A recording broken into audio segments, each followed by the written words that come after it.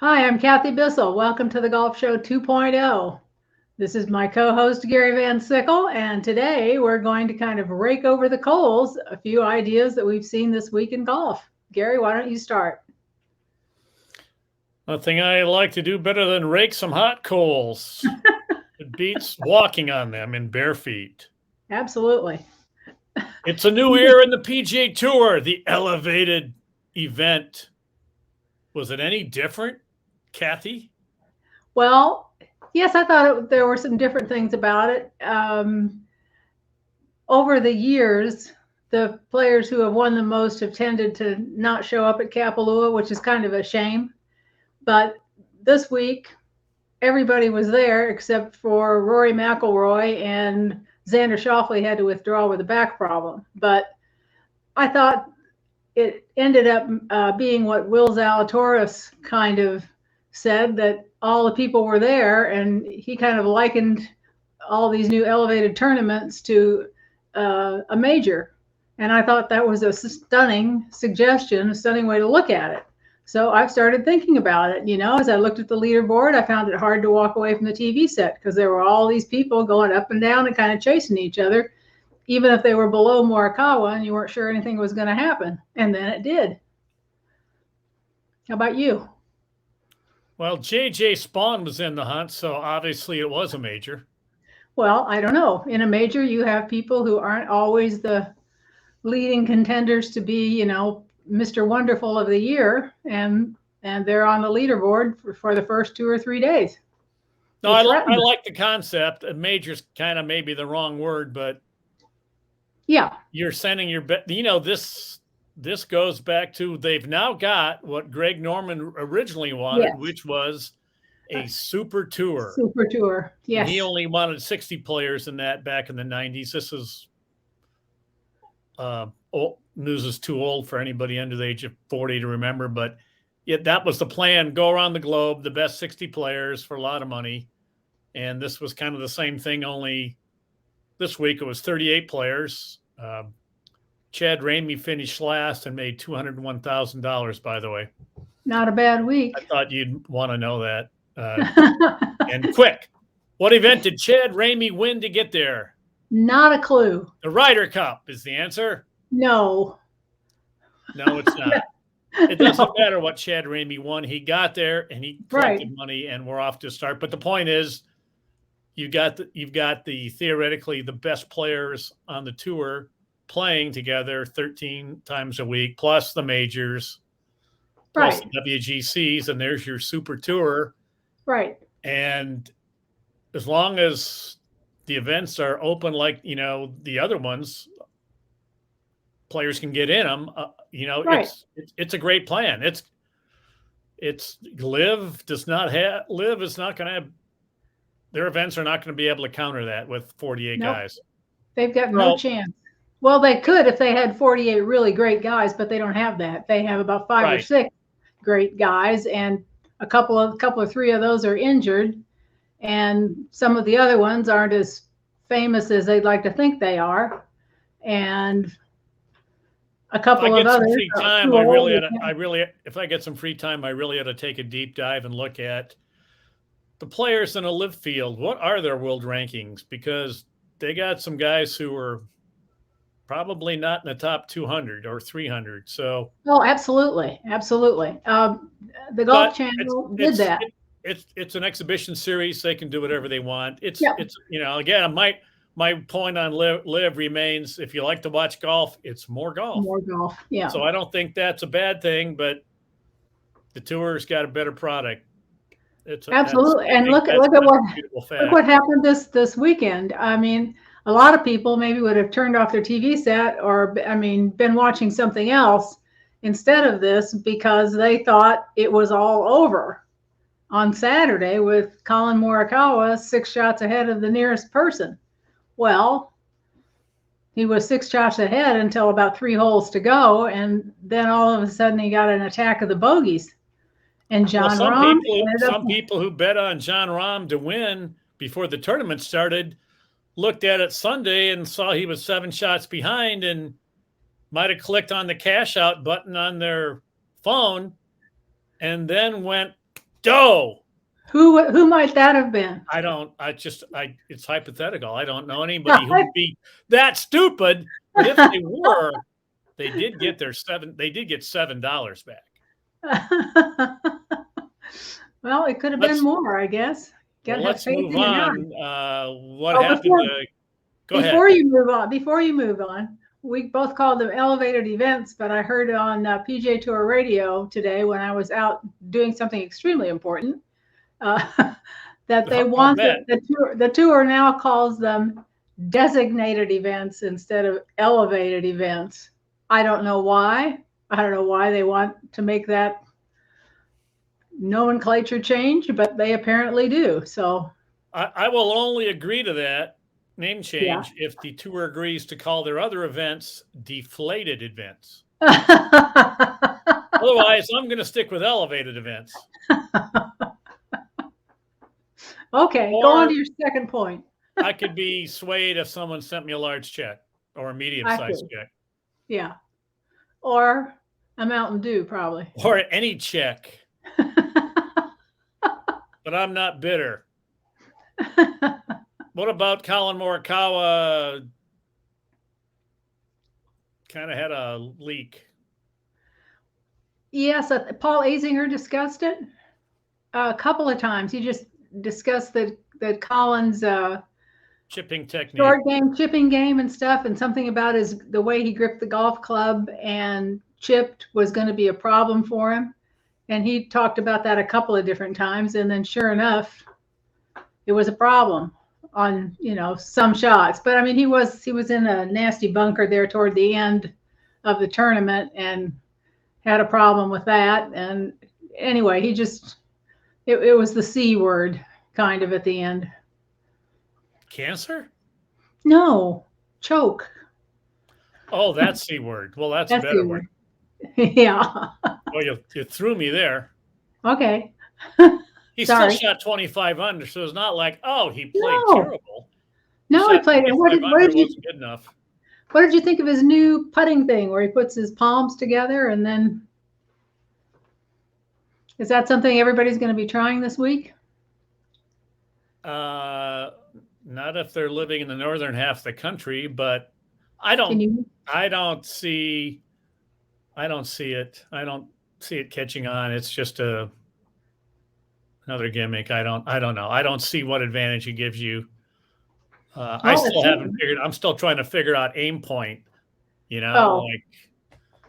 Like 1, 2, which is legit. I just don't know how to work it. We'll have to get somebody to explain it to us. Why don't we work on that for a future show? See if we can get one of the aim point gurus. Okay. Here's my version of aim point when I putt. That's my version of aim point. Next topic. You go. Well, Will Zalatoris was back after a back injury, and I thought I was concerned a guy that young having a back problem with his super reverse C finish. Oh, yeah. I was concerned, and I really hadn't read much about him. He did not need surgery. And his doctor figured out, hey, your swing is killing your back. You're bending way over, and it's putting pressure on it. So he worked on, instead of surgery, which is great, he worked on revising his swing to take some of that.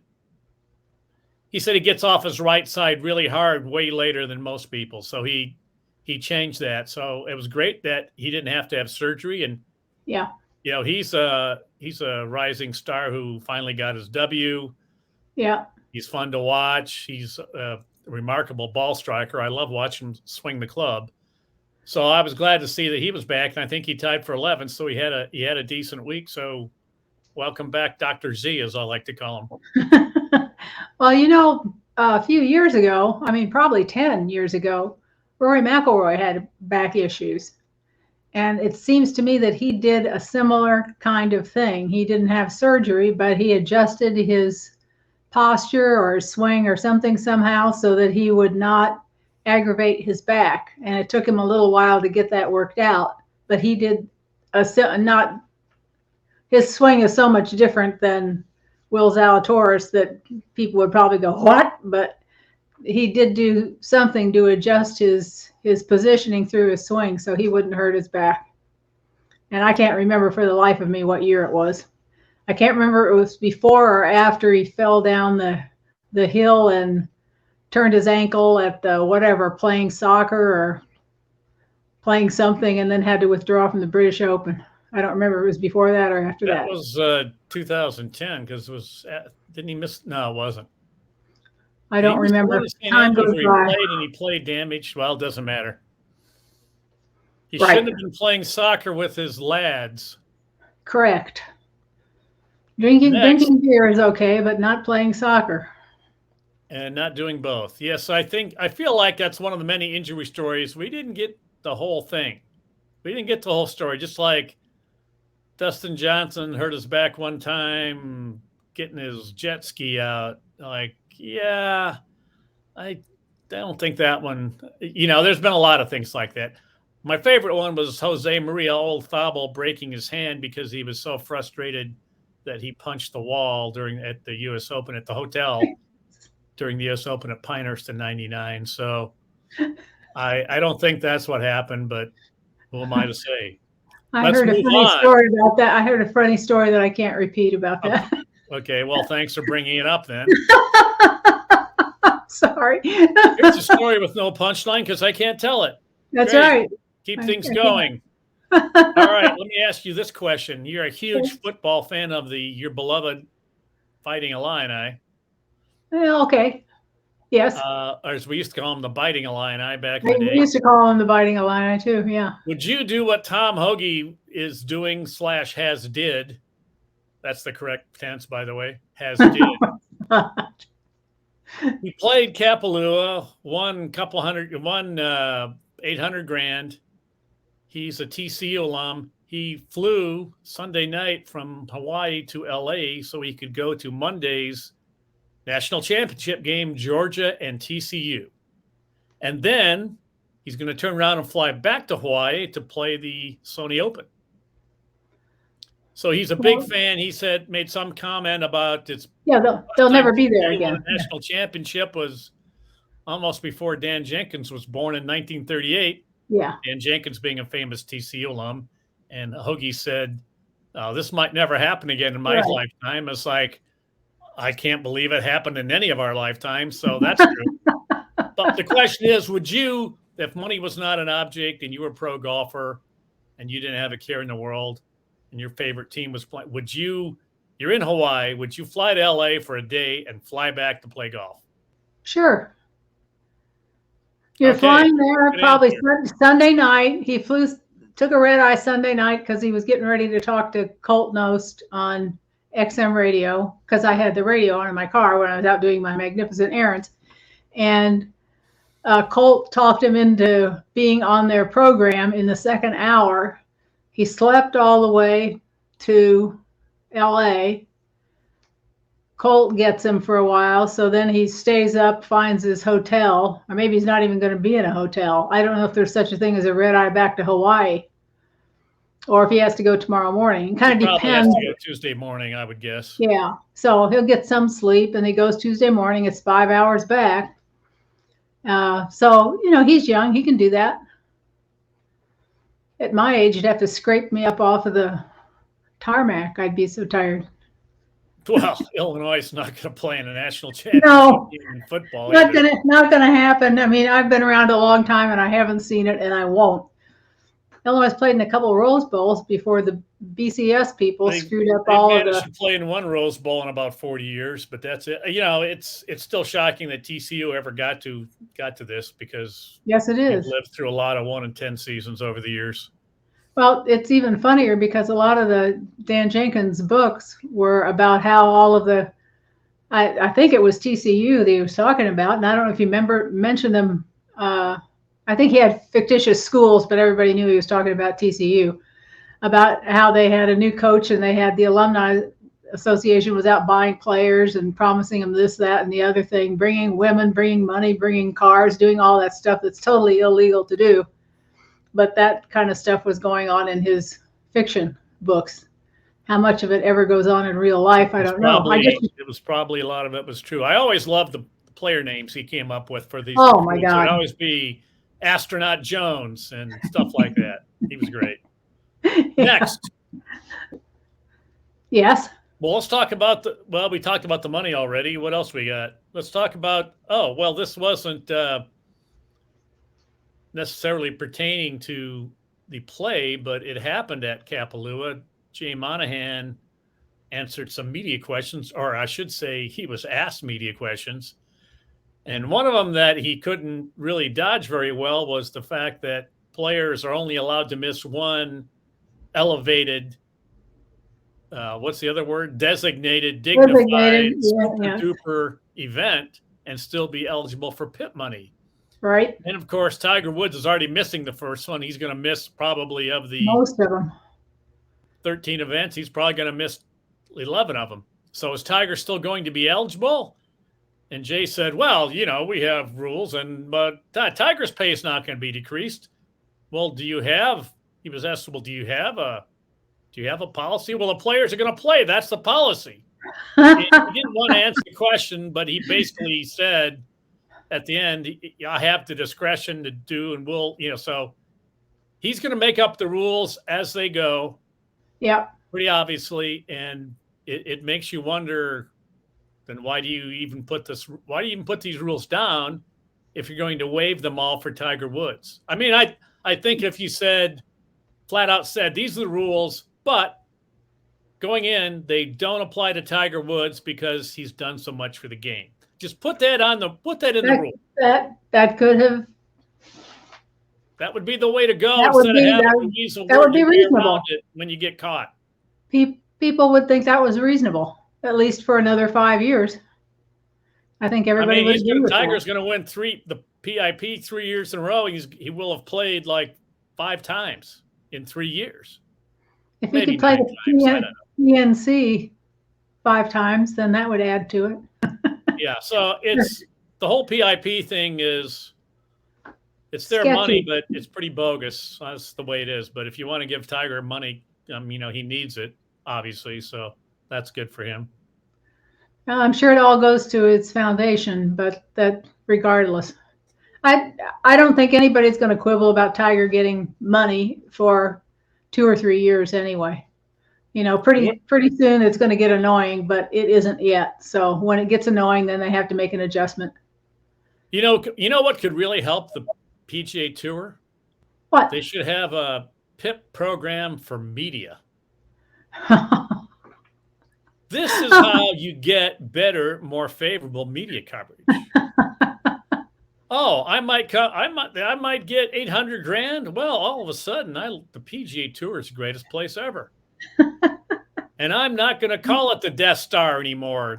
And some other people might not call them a bunch of suits and Camp Pontevedra and, all the phrases we have. This would be, and you wouldn't even need $800 for the leading media person might do it. Can we be bought? I think the answer is probably yes. As Dan Jenkins used to say on Father's Day, his big gift was have his daughter Sally go out and buy him a cheeseburger, because I don't think he was supposed to eat those in his later years. Probably. That if you were any kind of a daughter, you'd go out and buy me a cheeseburger. She said, it's done. That's it. So she'd go out looking for cheeseburgers. And I'm going to guess cheeseburger was code for a pack of Winstons. I don't know. No, I think he really wanted a cheeseburger, because it was cheeseburger or faced with one of those lunches that was had all the green stuff in it. Yeah. Okay. Yeah. Well, wasn't he a Winston guy? I think so.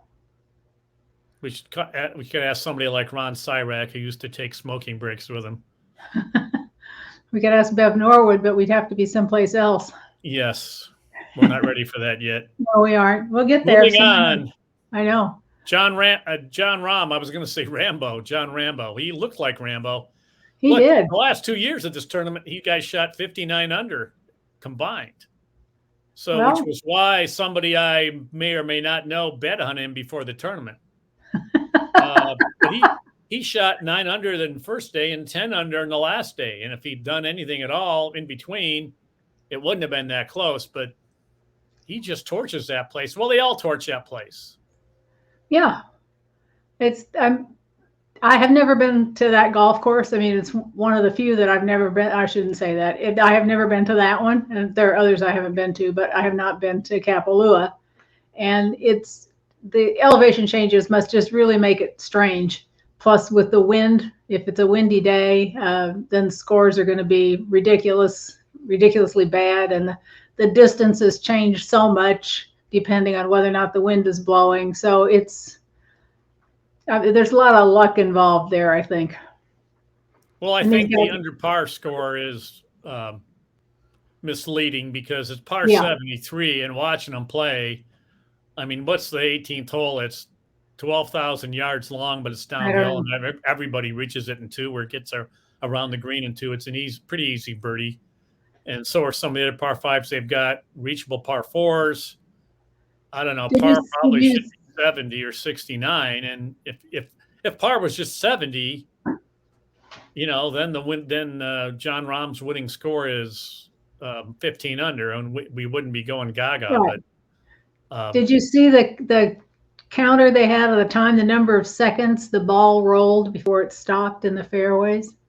I was going to watch that, but it took so long I got bored. It was like watching baseball all of a sudden. It went forever. One of them was 42 seconds or something. I thought that was amazing. I clicked over to MTV because it was too moving. I was hoping to catch some Cardi B videos. She's hot. What's next for us? I don't know. I think it might be time for you to hit that button.